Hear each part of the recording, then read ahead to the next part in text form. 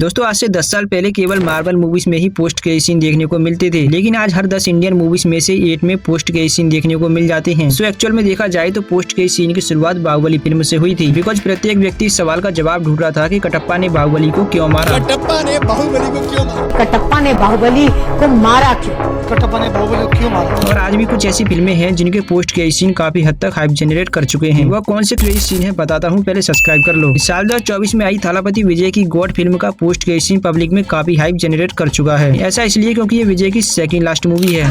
The game is over, but only when I say it's over. So mostly audience ने जीवन के मरने के बाद फिल्म का लास्ट समझ लिया था, बट इस क्रेडिट सीन ने सब कुछ बदल दिया। मूवी में सिर्फ जीवन को ही मरता हुआ दिखाया गया है, परंतु मेनर और कल्याण को मरते हुए नहीं दिखाया गया। जबकि क्रेडिट सीन में 2 विजय दिखाए गए हैं, जो कि दोनों ही जीवन के क्लोन हैं, और ये क्लोन्स खुद संजय ने बनाए हैं, बिकॉज संजय को भी फिल्मों में मरते हुए नहीं दिखाया गया था। सो गांधी जिसको मारता है वो एक्चुअल में जीवन का क्लोन था, जबकि रियल जीवन को संजय ने इसमें रखा है और साइंस की हेल्प से जीवन के काफी सारे क्लोन बना रहा है। साथ ही संजय ने खुद को जीवन के फेस से चेंज कर लिया है। यानी गॉड वर्सेस ओजी एक साइंस फिक्शन मूवी होने वाली है, जिसमें आपको कैरेक्टर्स को समझने में कंफ्यूजन भी होने वाला है। बट अभी देखना यह है कि क्या विजय अपनी लास्ट फिल्म थालापति 69 यानी कि जननायकन पर ही करने वाले हैं। अगर ऐसा हुआ तो लियो और गॉड मूवीज के सीक्वल का क्या होगा। इसलिए गॉड फिल्म का पोस्ट के सीन ऑडियंस में चर्चा का विषय बना हुआ है। इस लिस्ट में सेकंड फिल्म तुम्बाड़ है, जिसने आज से पूरे 6 साल बाद पब्लिक में अपनी हाइप क्रिएट की। दादी सो जाओ, रास्ता रह जाएगा।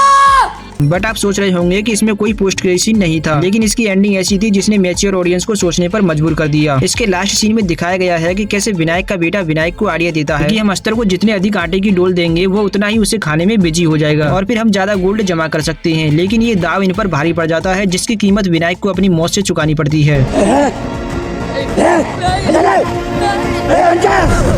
और विनायक का बेटा वहां से सही सलामत निकल जाता है। इसके बाद फिल्म की एंडिंग में मेकर्स ने तुम्बाड़ के सेकंड पार्ट के बारे में भी बताया। जब इसे फर्स्ट टाइम साल 2018 में रिलीज किया गया था, तब मेकर्स ने इसके सीक्वल के बारे में कुछ नहीं बताया था, लेकिन अब पब्लिक तुम्बाड़ के बारे में सब कुछ जानना चाहती है। सो इसकी हाइप ऑडियंस में काफी ज्यादा बनी हुई है। इस लिस्ट में तीसरी फिल्म पुष्पा 2 है, जिसने अपने फर्स्ट पार्ट से इतनी ज्यादा हाइप जनरेट की, जिससे पुष्पा 2 ने बॉक्स ऑफिस पर 1900 करोड़ की कमाई कर कई रिकॉर्ड तोड़ दिए। पुष्पा को नेशनल खिलाड़ी समझे क्या?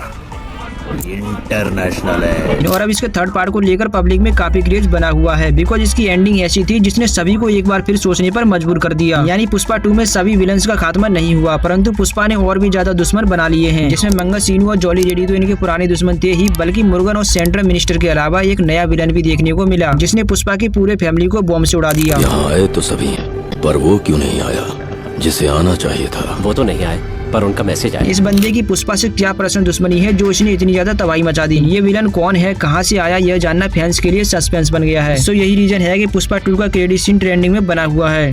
नेक्स्ट फिल्म प्रभास की कल्कि है, जिसकी एंडिंग हाई इमोशंस पर एंड होती है। मुझे देखा ना, मेरे भी फैंस हैं। हाँ है, रेबल फैंस। इसमें एक पोस्ट के सीन भी दिखाया गया था, जिसे मोस्टली ऑडियंस ने मिस कर दिया था, जहां सुप्रीम यास्किन को एक ड्रॉप की सीरम मिल जाती है जो उसे हमेशा से चाहिए थी। उस एक ड्रॉप से सुप्रीम यास्किन बहुत स्ट्रांग बन जाता है और फिर वो उस धनुष को भी उठा लेता है। उधर प्रभास को भी पता नहीं है कि वह कौन है। कौन है वो? सूर्यपुत्र वैकर्तन कर्ण। सो अब देखना यह है कि कैसे अश्वत्थामा प्रभास को समझाते हैं कि वही कल की अवतार है और कैसे यास्किन से लड़ने वाले हैं, जहां पब्लिक को भेड़वा से काफी एक्सपेक्टेशंस हैं। इसमें कोई शक नहीं कि स्त्री 2 की हाइप इसलिए इतनी ज्यादा थी क्योंकि भेड़िया और मुंजिया इससे कनेक्टेड थी। सो ज्यादातर पब्लिक इन तीनों को एक साथ में देखना चाहती थी, लेकिन स्त्री 2 के लास्ट में केवल भेड़िया को ही दिखाया गया।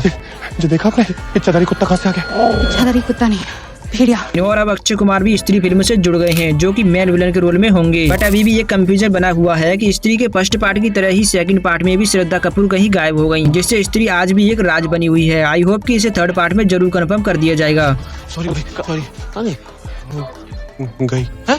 मेकर्स ने स्त्री 2 के लास्ट में पोस्ट के सीन दिखाकर धामा और वैम्पायर्स और विजयनगर जैसी मूवीज को भी अनाउंस कर दिया और इसे MCU जैसा जटिल बना दिया, जिसकी एंडिंग का पता लगा पाना ही काफी डिफिकल्ट हो गया है। सो पब्लिक स्त्री 3 के लिए काफी एक्साइटेड है। अजय देवगन की शैतान फिल्म की एंडिंग बहुत ही सिंपल हो सकती थी, बट इसके पोस्ट के सीन ने सबको कंफ्यूज कर दिया, जहाँ अजय देवगन ने आर माधवन की जुबान काटकर उसे हरा दिया और फिर इसके बाद सभी को लगा कि आर माधवन वहाँ से गायब हो गई, परंतु उसे अजय ने कैद करके रखा था। मैंने तुझे कहा तू रोज तो सब में चलेगा, लेकिन इसमें एक इंटरेस्टिंग फैक्ट यह है कि आर माधवन ने पूरी फिल्म में कहीं भी खुद को शैतान नहीं बताया, बल्कि उसने हमेशा अपने आप को भगवान बताया और वही वो बनना चाहता था। बट अजय देवगन जब इनसे मिलने जाते हैं तो वह खुद को शैतान बोलता है। यही इस फिल्म का टर्निंग पॉइंट था, जिससे कंफर्म होता है कि फिल्मों में असली शैतान कोई और ही है। इसलिए मोस्टली ऑडियंस की शैतान फिल्म से और भी ज्यादा एक्सपेक्टेशंस बढ़ गई। इसके बाद नेक्स्ट फिल्म जूनियर एनटीआर की देवरा है। देवरा ने कुछ मांगा तो समझो कह दिया, और अब जब कह दिया तो इसके रिलीज से पहले की हाइप ऊपर आसमान पर थी और रिलीज के फर्स्ट वीक तक देवरा ने छप्पड़ फाड़ कमाई की। बट सेकंड वीक के बाद ही ये थिएटर से निकल गई और हिट लिस्ट में शामिल हुई, बिकॉज लास्ट में एक पोस्ट के सीन भी था जिसमें दिखाया जाता है कि देवरा को मारने वाला कोई और नहीं बल्कि उसी का बेटा वरा है। देखा जाए तो मेकर्स ने इसे बाहुबली फिल्म से कंपेयर करने की कोशिश की है। ठीक जैसे सभी जानना चाहते थे कि कटप्पा ने बाहुबली को क्यों मारा, ठीक वैसी ही सिचुएशन देवरा फिल्म ने क्रिएट करने की कोशिश की, जहाँ इन्होंने क्वेश्चन पुटअप किया कि बेटा ने बाप को क्यों मारा, जो की पूरी तरह से फेल हो गया। देवरा को मारने की हिम्मत किसकी?